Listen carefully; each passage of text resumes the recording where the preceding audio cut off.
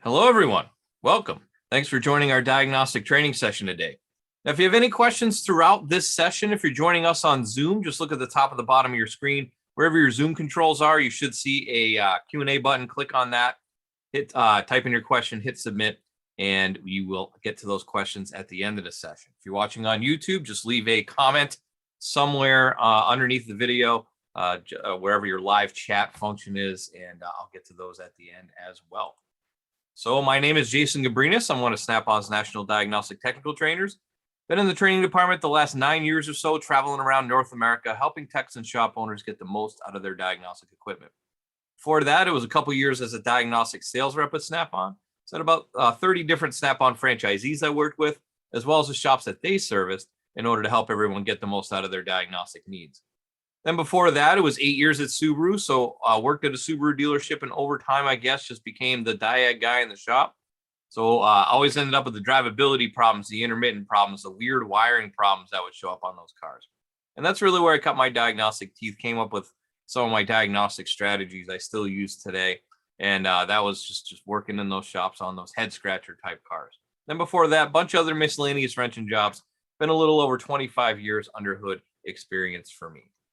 So our topic today is air conditioning operation and testing. And I'll tell you what, if you're in the Northern Hemisphere, which most of you are, but some of you aren't, those of you in the Northern Hemisphere, we are approaching summer. So spring is here. Spring has sprung definitely up where I am. I'm up in the Northeast, and we're supposed to hit almost 90 by the end of the week. So definitely a warm one out there. And air conditioning is going to be on everybody's minds. If not at least our minds, it's going to be on our customers' minds, right? Because, hey, I turned on my AC on this first 80-degree day, and it's not working. It's not blowing cold enough. So we always need to be prepared around this time of year. Depending on where you are, if you're in the South, it's probably been an AC season for a few months now. But if you're up here in the northern part of the U.S. where I'm at, or Canada, it's starting to get warm. So that's why we want to talk about it now. And spring's always a good time. So we're going to talk about the different components of the AC system, the operation, and so on. So we'll talk about the compressor, the clutch, and oil go along with that. There's a couple different types of oil, a couple different types of refrigerant that are out there now. The evaporator, the condenser, then the receiver dryer, expansion valve, and of course the electrical pressure switches that are there as well. So we'll start with the heart of the system, and that's going to be the compressor. So the majority of the compressors that are out there on the road nowadays are going to be belt driven. They're going to be driven by a serpentine belt or a V belt or what have you. On hybrid vehicles and electric vehicles, so it doesn't, because the engine's not always running on a hybrid vehicle, and the electric vehicles don't have an engine. It runs off the high voltage battery, so you're going to have 300 volts or more going into those, and it's just going to be an AC motor that's going to work pretty much the same way. It's just not going to be driven by a belt. Belt-driven ones, though, do use an electromagnetic clutch, so that's the big black thing on the front of there. It uses a magnet to open and to close and open, so to lock the outer ring in place with the middle. The clutch can be tested with a scanner for component testing, so I can use a functional test to turn the clutch on or off. So while the vehicle is running, I can select it, and it'll turn on, turn off as long as it's working. And that's one good way to test it right off the bat. And they can either be a fixed displacement or a variable displacement. Variable displacement, newer vehicles use those a lot more often because they're a bit more efficient. And on those variable displacement compressors, they may not have a clutch. They might just be constantly driven, and then they can be open or closed with the variable displacement that they're displacing. So internal to the compressor, we're going to have the clutch assemblies over here. You're going to have intake and discharge valves there, charge ports, and so on. It's kind of like a motor, right? So it's got a cylinder head, and then it's going to have these pistons inside as well, and connecting rods. Boy, that sounds an awful lot like an engine. It is really a small pump, small engine. And it's going to have this wobble plate in here. So this wobble plate is what makes the pistons go up and down, and the compress and open the pistons there. So you have low pressure comes in, and then as it goes around, it compresses it to high pressure vapor over there, and then it would send the high pressure out. So the compressor's only job is to compress the refrigerant that's in there. So here is should play, there we go. So this is a swash plate type compressor. You can see the two pistons there, top and bottom. And then this plate runs on an angle, and it just kind of runs them back and forth in and out there as it goes. So that's what they call a swash plate type. So it'll be on an angle kind of like that. You can see there's some springs in there to keep the angle correct. And then, of course, we have the pistons going up and down and pressing. Then there's a wobble plate type compressor. So that has the whole plate is actually on an angle, and it spins on a centrally located shaft. It does the same type of thing. You'll also notice that there are these check valves in here as well. So it'll pull in the low pressure and then compress the high pressure there. Low pressure comes in on one side, and then the high pressure comes out the other side as well. So that's able to compress it, and that whole plate wobbles itself instead of the flat plate being tipped as a swash plate.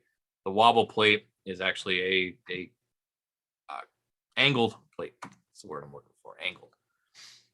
And then we also have a variable displacement compressor. So that uses a plate kind of more like the swash plate, and there will be an actuator in there. So in this case, we have a control valve here, and it is going to move that plate to a larger angle or a smaller angle, depending on what it needs for displacement. So if we're running on a larger angle, those pistons are going to move quite a bit. And if it's on a smaller angle, the pistons aren't going to move very much at all, and they're not going to do much compression. So that's why we don't always need the clutch on there. So it helps with the load on the engine, keeping it more constant. So that's one advantage of using that. Plus, you get displacement on demand pretty much. If I would need more room, it's going to, or if I need more compression, I can just change the angle of the plate. And there's an actuator in there that'll move it up and down in order to change the angle of the plate.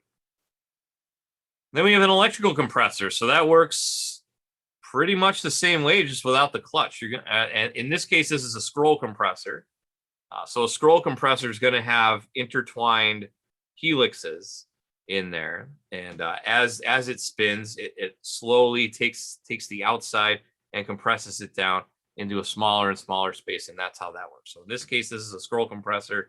You could also see a piston compressor there, but I believe the scroll would be a little more efficient for this electric motor. So we do have a DC motor in there. Refrigerant comes in, also helps to cool the motor, and then it goes out as a high pressure through the scroll. So it comes in, comes out, and it just spins it. Instead of having the clutch and the belt, just spun like an regular electric motor. AC sometimes as well. AC operated AC compressor. There you go. So as we go through the years, there have been some changes in refrigerant types out there in the world. So R12 would be pre-94. They made a change. They made they passed a law where they said you had to change over by a certain date. So pre-1994 vehicles, we're going to use that R12, which would be high in the bad stuff for the ozone, chlorofluorocarbons. Then we went to 134A. So that was 94 through pretty recent, like last year. That was okay to use, but mandated in 2021 that they had to stop using R134. So R134 went the way of R12. And then 2012, we started seeing this R1234YF. Yeah, it started with the 2012 Cadillac, and then it's slowly been filtering into all the other manufacturers across the board. Now, one thing with R1234YF that some manufacturers were concerned with, it is mildly flammable. We can see the little fire emblem right there. So it is a bit flammable. So that Mercedes for sure was a little worried about that. So they experimented a little bit with this R744 in their E-Class and the S-Class. But I believe, as far as I know, that they're no longer using that. They just went to the 1234YF, so they didn't have to be totally different than everybody else, because that'd be a totally different refrigerant, a totally different system, totally different tooling you would need just to work on these couple different cars that were there. So as far as I am aware, they're all now back on 1234YF. Everybody in the industry. And I know there's others being looked into right now, but nothing, as far as I know, has been standardized for a new refrigerant coming down the road. So as of right now, you're going to see probably not a lot of R12s out there anymore. And if it wasn't a car that originally ran an R12, probably had been converted to 134 by now, because there was a lot of those. I don't know. I worked in a parts store late 90s, and there was a lot of that going around. They were switching them over. You change the fittings, you change the oil out, you change the refrigerant. 1234YF. I don't know if there's any sort of conversion for that. I've never heard of one. I suppose there could be something out there, but haven't been in a parts store in a while either, so that could be. So with refrigerants, though, we want to make sure that we keep them separate, and we want to keep the oil separate as well. So on the R134A belt-driven compressors, which are, as we said, the vast majority of the market that's out there right now, they use this PAG oil in there. On hybrid vehicles and electric vehicles to an extent, 134A, they had electrically driven compressors with that. So Toyota switched the Prius to an electric compressor back in 2010. So that's 12 years worth of Priuses with electric compressors. So that's 134A, but that's a different oil. So you want to make sure those oils don't contaminate, right? And then between 134A and 1234YF, we don't want to contaminate the refrigerant. And there's also a different oil that we use for 1234 as well. There's a PS oil over here, and there's an ND oil. Actually, those two, it's the same oil in the hybrid and electric.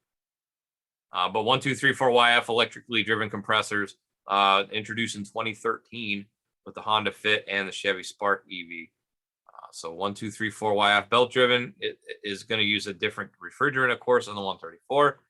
And then the 134 and the 134, the 1234, and the hybrids will use different oils. So either you need multiple machines with multiple oils and multiple refrigerants, or there is a machine out there that Snap-on makes that has them all combined into one. You can use just one machine that covers the whole gamut of vehicles that are out there. So depends on which way you want to go. If you want to have a one-stop shop, make it easy enough, or have two separate machines. I guess there's pros and cons to either way, but that is available. There is one magic machine that rules them all as well.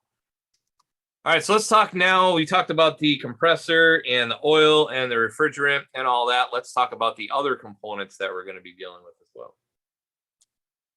So first off, we have the evaporator. That's the one that's closest to your feet in the car, so to say. So it's in the passenger compartment. The warm interior air blows over the fins and it cools it off. So as the heat, though, is removed from the air, the liquid refrigerant that's in there is going to turn into a vapor. It's usually in the heater box near the heater core. So as we can see, the inlet's a low pressure liquid goes in. We have these separating baffles in here, and it works just like a radiator on a vehicle or a heater core, except in the opposite direction of a heater core, right? It's cooling off instead of heating up. But usually it is kind of near the heater core. So it does heat it up a bit, and then it turns into a vapor. It's a low pressure vapor that goes back to the compressor. And then we have the condenser, which is on the other end of the system. So that is ambient air and the fan. So it could be an electric fan or it could be a clutch fan, and ambient air driving down the road cools the refrigerant.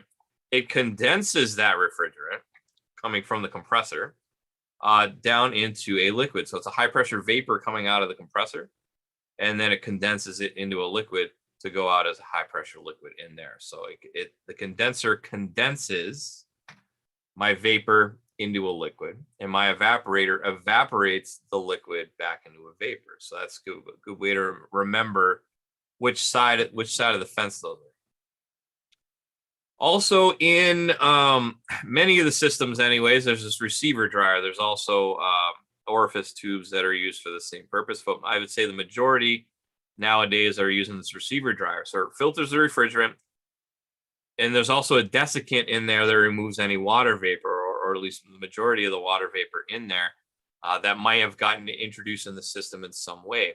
Now, it should be changed at any time the system is open. So it was always recommended whenever you did anything, cracked open the system, even if you evac everything and vacuumed it down, just by virtue of it being open, you're going to get the little water vapor that's in the air already, and it's going to get into the system, and that is definitely recommended to be replaced anytime the system is cracked open. So really it just comes in from the condenser, it goes out to the evaporator, just at high pressure, and the pressure doesn't change, but it's got a desiccant in there to help remove any of that water vapor.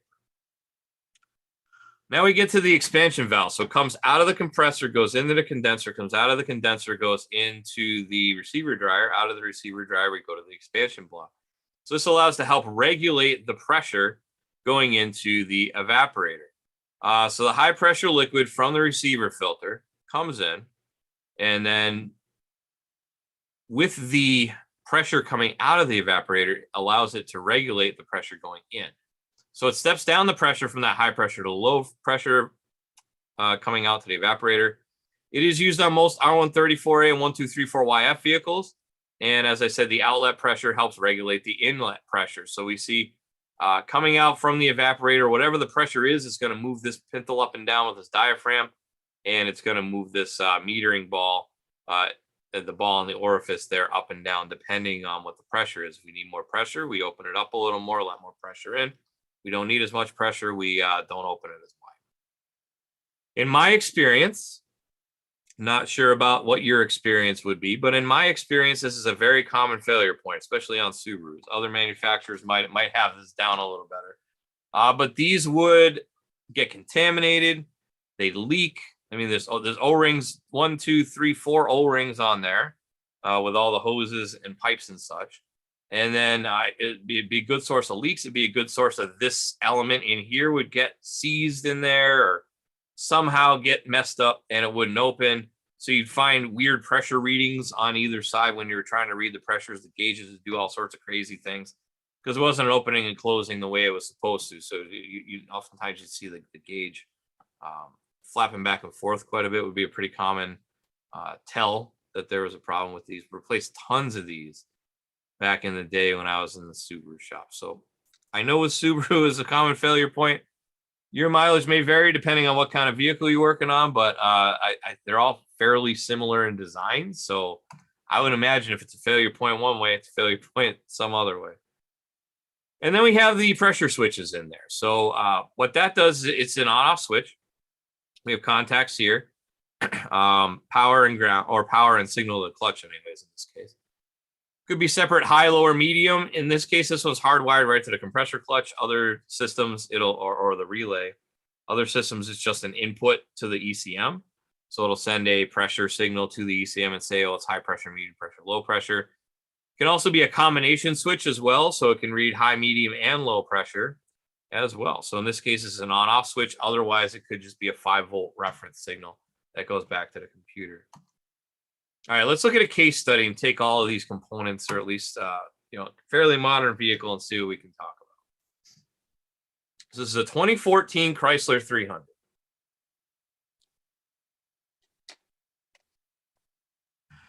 Customer complaint. This takes place down south, Texas.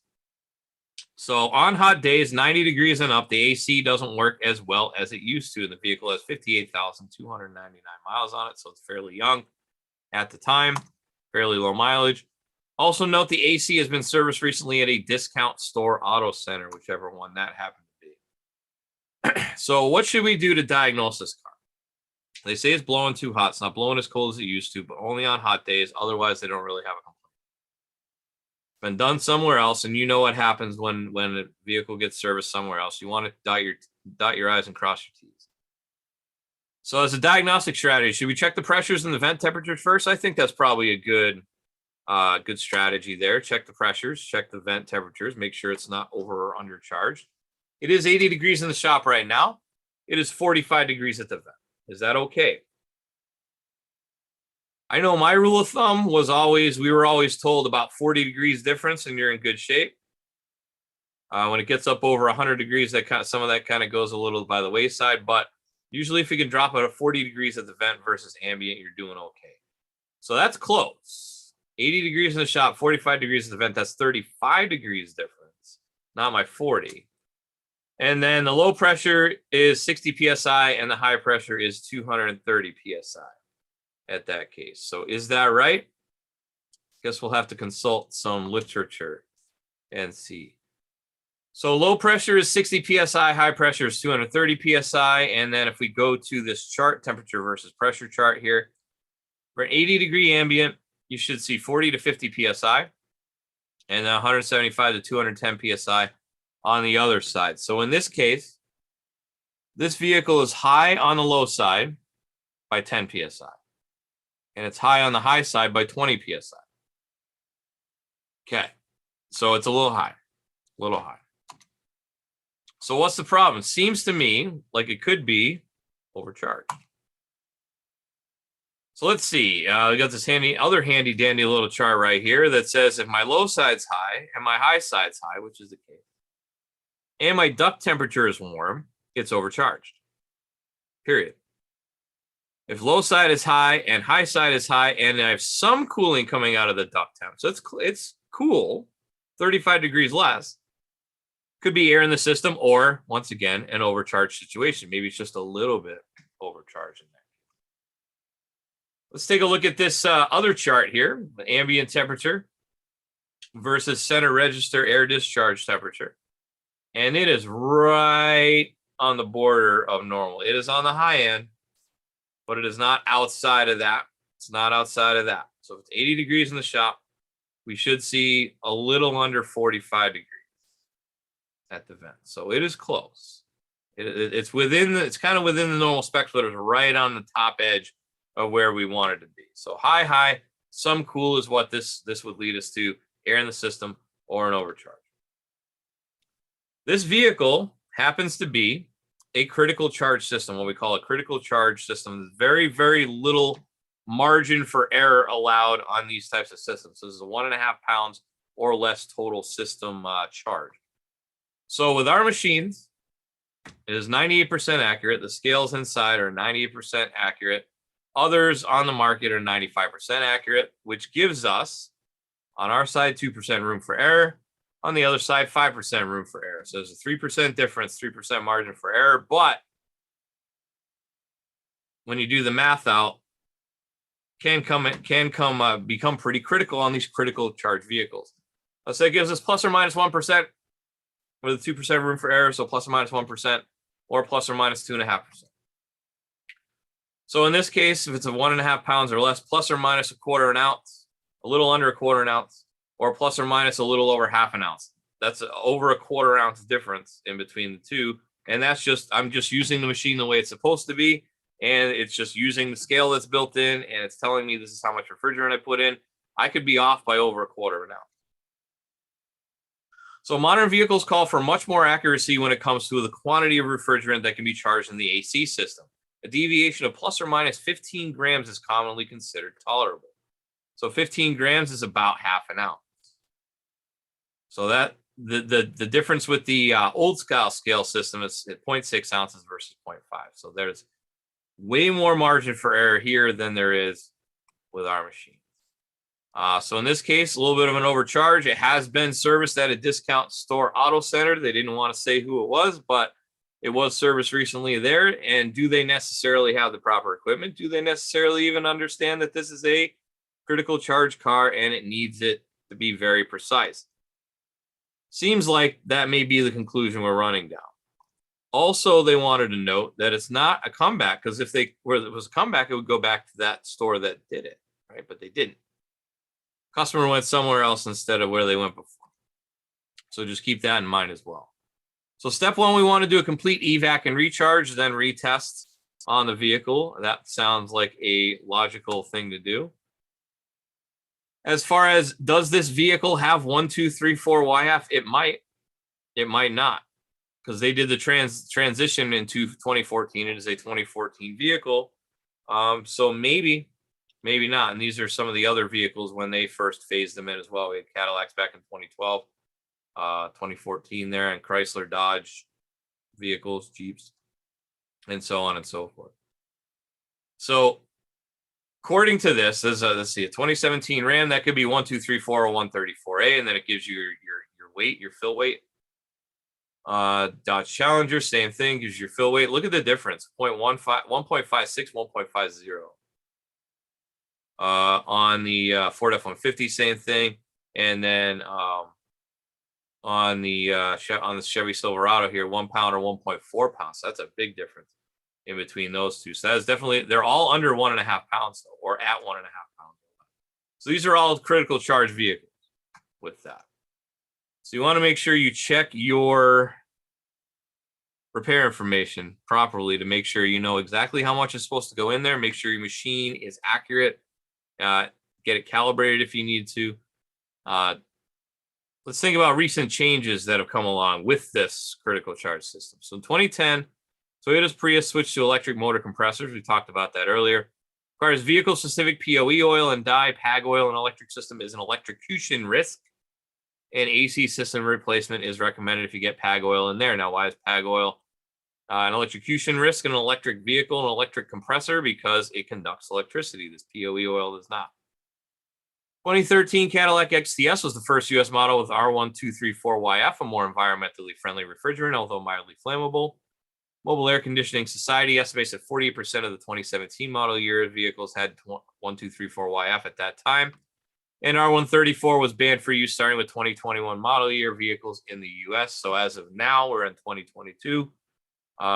Definitely not allowed to be used on vehicles anymore. We talked about this earlier. We want to make sure we understand which refrigerant is being used, which oil is being used. So we use the proper oil, and we don't want to cross-contaminate the oil there because of the electrocution risk on the electric side and refrigerant contamination there. It's not going to work properly.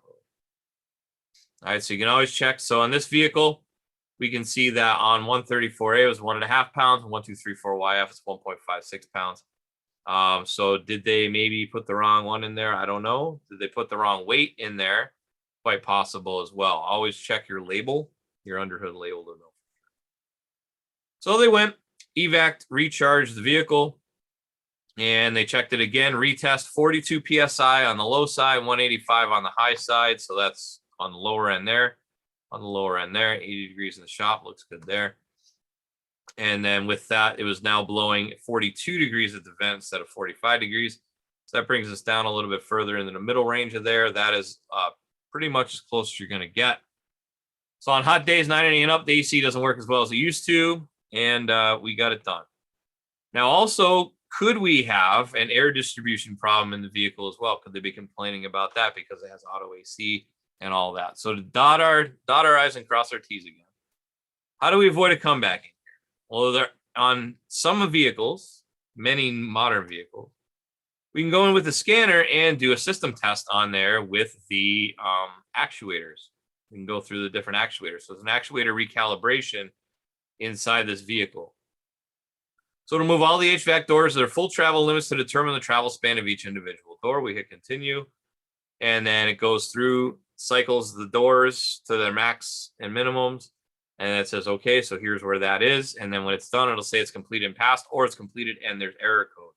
So if you had a problem with those actuators, it would give you code, it would output codes as well.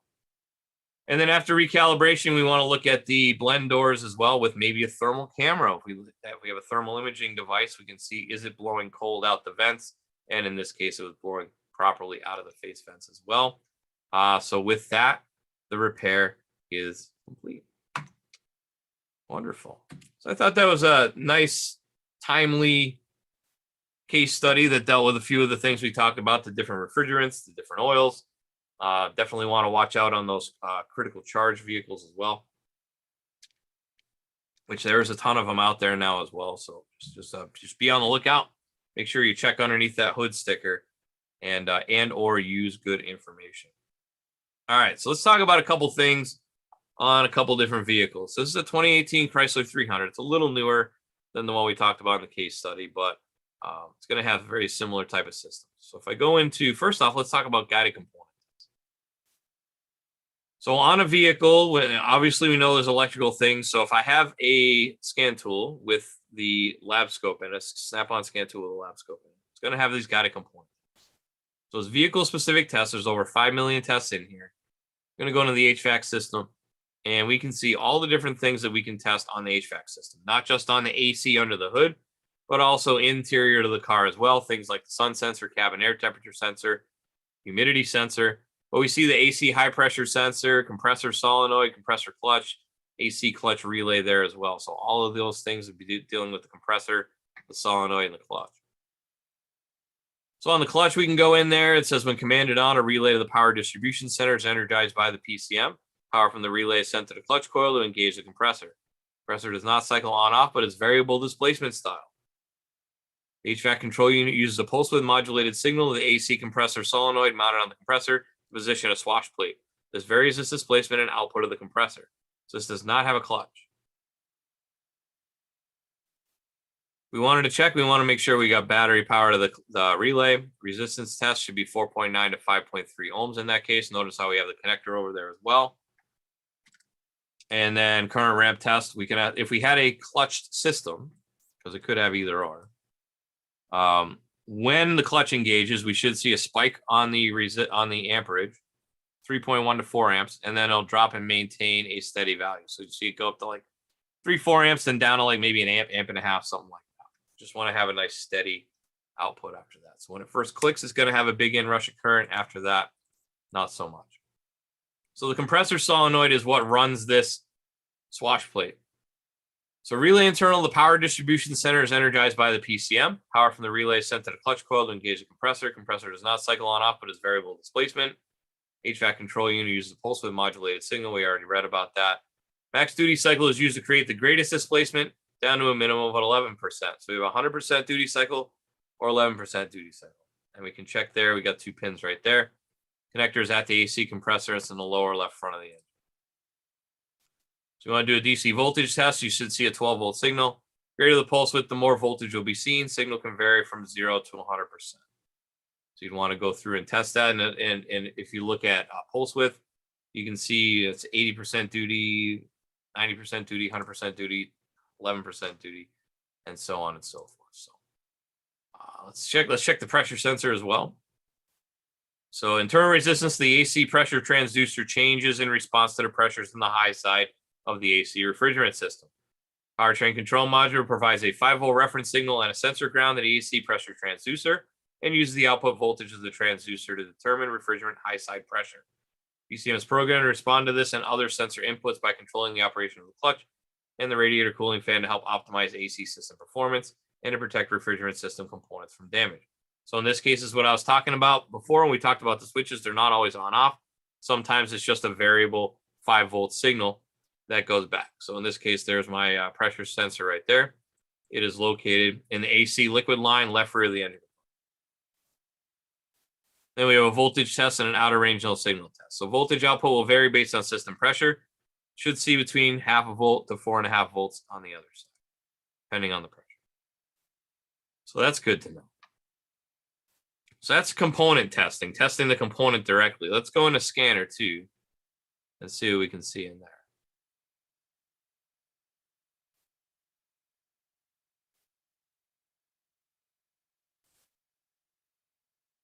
Okay, I'm gonna do through a security link session. Secure vehicle gateway, it's behind a gateway. There we go. All right, so on my vehicle, I can go down to HVAC. And I pick the module. So we have codes, data, functional tests, of course. So under functional tests, we have AC request, AC select, EBL, front blower speed, mode door actuators as well. So if I wanted to do AC request, must be key on engine running. And then hit continue. It might error out on me because I'm in simulator, but let's see. Nope, we're good. So I can tell the AC to turn on, turn off, and then we should see the AC clutch request PID change. It's not going to change in the demo mode, but it would change on a real vehicle, real live vehicle. So a lot of data there, though. We can see the different mode doors, light sensors, HVAC control, evap, temp sensors, temperature targets, pulse width modulated values. So a lot of data to go along with the AC on and off. Now I could turn it on and off while I'm testing for voltage, or I can just turn it on and off and see if the clutch turns on and off. It's a vehicle with a clutch. So that allows us to do that with the functional test. That's a fairly common test on most vehicles. Miscellaneous functions just got ECU information, and then system test is going to have that actuator recalibration we talked about a little earlier to finish it off. So it goes through all the different actuators, runs them through their length of travel. All right, and one more thing, let's talk about electric vehicles. So I have this Hyundai Kona here, electric vehicle, and those are going to be a little bit different. So mainly you're going to be working with the data, danger, high voltage. And we can go down to the HVAC, so it's got auto AC there. And we're going to have codes, data, functional tests as well. So with the engine off or engine running test, it's going to give us an error because we don't have an engine in this case. because I'm in a simulator. So that's what happens. But data is going to give us the same type of data set. Oftentimes, the manufacturers nowadays are going to want us to look at data. They're going to want us to look at the gauges, right? Like we did in that case study. You want to see your high and low gauges on there as well. And manufacturers give you these charts to see, okay, well, what's it supposed to be? Different sensor voltages and such. So if you're going through diagnosing, go through the diagnostic flow chart and see, well, yeah, it wants me to look at these 3 different PIDs and see what that is. What is my pressure reading on my high pressure, and so on and so forth. So, and just remember, on an electric car, mainly the only difference on an electric car, especially if they have a gas engine variant as well, like this Hyundai Kona, it's going to be, all the systems are going to run the same, except for that electric compressor, which is going to do the same thing. It's going to compress the refrigerant down, but it's just run off electricity instead of off the kinetic energy of the motor. Other than that, the mode doors are going to be the same. The blower motor is going to be the same. The switches are going to work the same. So if you have an electric vehicle roll into your bay, just know, yes, it takes a different oil. Yes, the compressor is going to work there a little bit differently. Internally, it's going to be pretty much the same, but it's just going to be a voltage instead of running off a belt. All right, so a couple little differences, but otherwise, by and large, it's going to run 134A or 1234YF, just like a gas engine vehicle, and diagnosis would be pretty much the same thing. All right, so that is my time today. Hopefully we picked up a few tips and tricks. Make sure we don't mix our oils.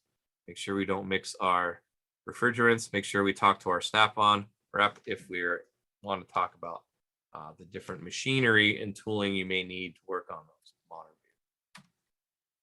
So let's talk about next week. Next week, we are rolling back with motorcycles again. So motorcycle diagnostics is going to be next week. So we're going to talk about the different functions that we have available on motorcycles and different tests that we can do. And what is the difference between motorcycles and automotive diagnosing? And it's to get clue in on a little secret, there's not a lot different except for the number of wheels and the amount of sheet metal that's around them. They still got engines, they still got transmissions, they got ABS. All the modern amenities you would have on a car, you can usually find them on a bike nowadays. So might be worth looking into if you want to check maybe new revenue stream for the shop, something like that. So we'll walk through that next week, 6 and 9 Eastern. As always, if you join me on Zoom, you can go to snapon.com/OT to register for that. The 6 p.m. Eastern goes live to YouTube like we're doing right now. So go to youtube.com/SnapOnDiagnostics. If you are watching on YouTube, would greatly appreciate if you hit that subscribe button and also give a like to the live stream, the video, instead of the thumbs up button. It helps us out with that silly algorithm that we have to deal with YouTube, right? People being able to find it. So if you want to see any of the past episodes as well, things like ADAS, data bus testing, component testing, hybrid vehicles. We talked about electric vehicles a few weeks ago. All of these are archived on our YouTube channel as well. There's a playlist for live training, youtube.com/SnapOnDiagnostics, if you want to check out any of our past prior topics as well. So let's look at questions. Got quite a bit of activity on YouTube. Doesn't look like we have anything on Zoom at the moment. That's okay. If you do have a question on Zoom, just hit that Q&A button and type your question into your box. While you're doing that, and on YouTube, make sure you use the live chat. While you all are doing that, if you have any questions or comments, I wanted to also make sure I mention my buddy Al. So Al also does diagnostics training. He does tool-specific training. Monday, Wednesday, and Thursday. So Monday's on Apollo, Wednesday's on Zeus, Thursday is on Triton.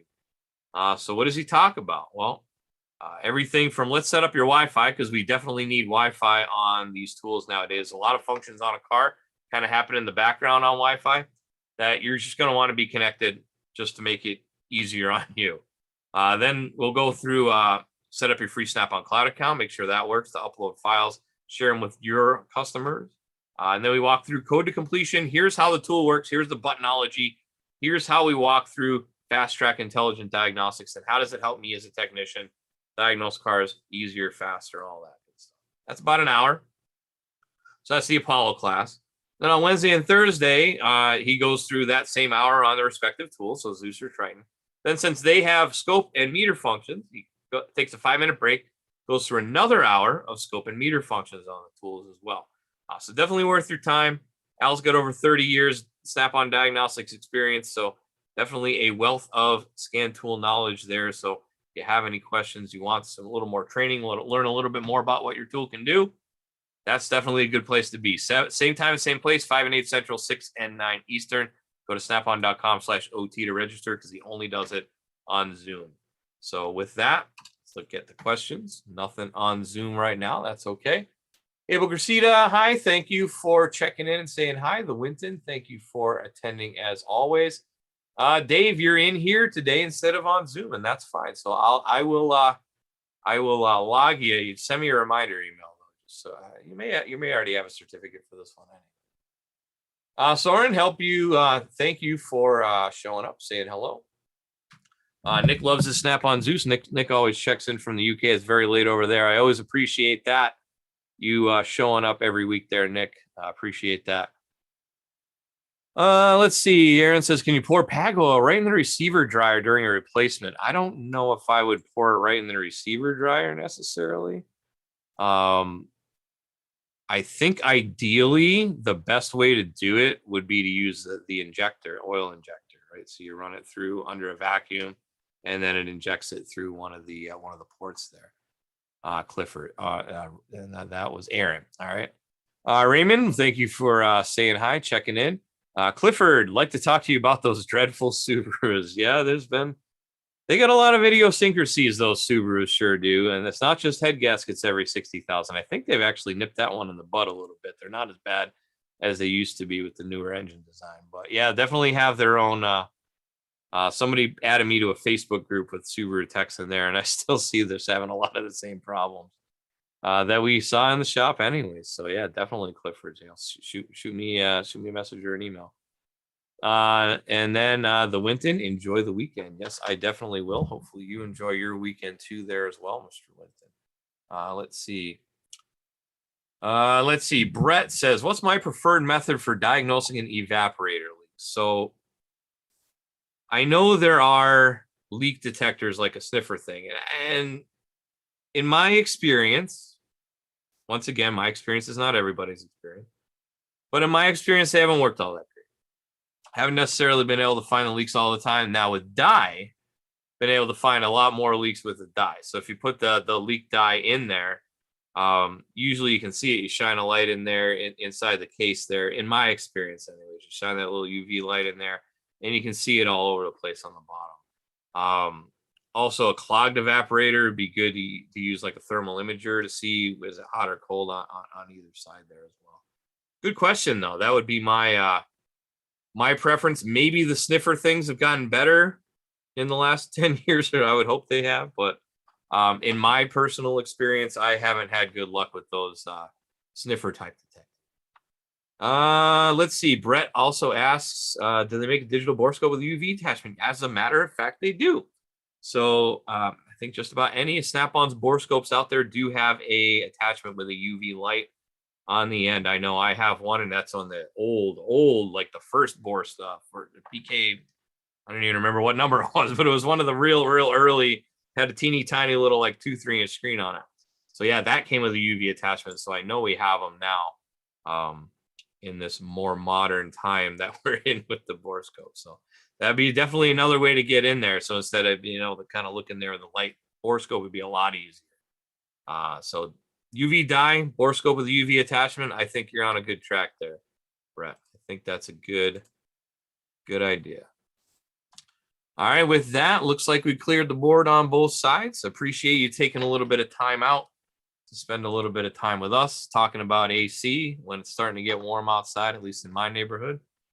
Hopefully you can join us next week for motorcycles again. And with that, we also will have more new classes coming after that motorcycle class. So in 2 weeks, we start new classes all over again. So we have 5 more new classes. We're going to include TPMS. We're going to have one specially for body shops. If you want to go to snapon.com/OT, you can see the upcoming schedule of classes. Nick's got a question. Let's see. Nick says, if I connect my scanner, it's not happy. What am I doing wrong? I do know, Nick, that you want to make sure the key is on. Want to make sure the key is on before you connect your scanner to your vehicle so the instant ID works. And that's usually the cause of an unhappy scan tool, and I know you got a Zeus. So on the wireless module, you want to make sure key is on every single time before you plug it in. And by the way, before you disconnect that wireless module from the vehicle, you want to make sure you hit the change vehicle button down the bottom center of the screen. Make sure it wipes it out. Make sure there's no vehicle loaded in there before you disconnect it as well. That should solve like 90% of your vehicle connection issue. If it happens since an update or something like that and had been perfectly fine up until then, I would call tech support and get them to dial into the tool and take a look and see if something happened with the update. That's the two best suggestions I can give to you. And Brian on YouTube, thank you for that as well. So with that, once again, thank you for taking a little bit of time out of your day, spending a little bit of time with us. Enjoy the rest of your weekend. We'll see you next week, and have a good night. Take care.